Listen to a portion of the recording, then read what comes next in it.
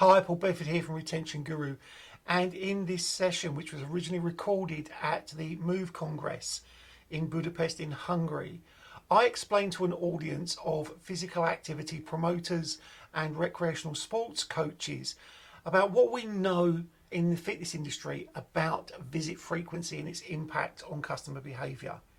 If you have any questions about this, please drop them in the comments below. Alternatively, you can always email me at paul@retentionguru.co.uk and I'll get back to you just as soon as I can. For now, just enjoy the session. The number one thing for us in the health and fitness industry is visits. Because pretty much anything else, if they don't visit, it doesn't matter. It doesn't matter what your intervention is, it doesn't matter how good your facilities are, it doesn't matter how good your staff are, how well trained they are, it has no impact. So the number one thing we focus on is driving visits. Now in the fitness industry, and I mentioned this earlier on, the average visit frequency is just about 1 visit per week.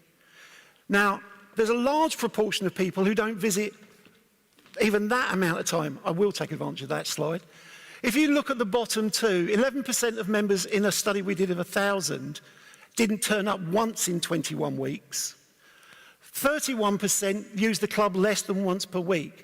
Now, we normally draw the red line there and say, those are your at-risk members. Those are the ones that are most likely to quit in the up-and-coming months.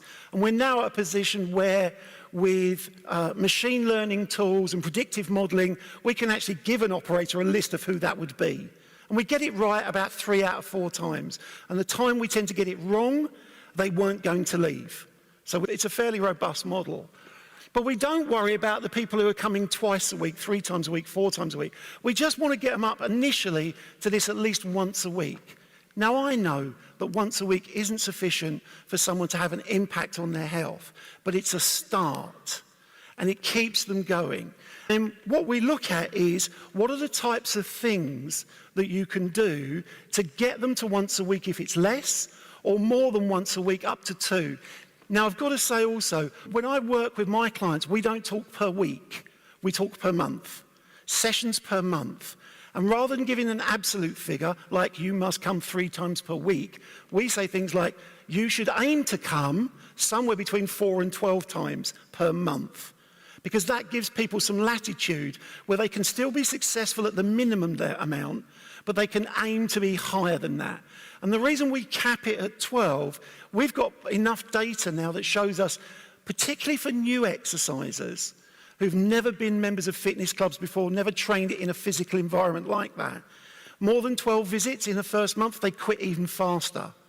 It's actually too much too soon. They generally haven't accommodated that behaviour change into the rest of their life. So they start off with full enthusiasm and then they realise, actually, I'm spending less time with my kids, or it's affecting my work habits. So we talk about building them up over time with visit frequency rather than having an absolute.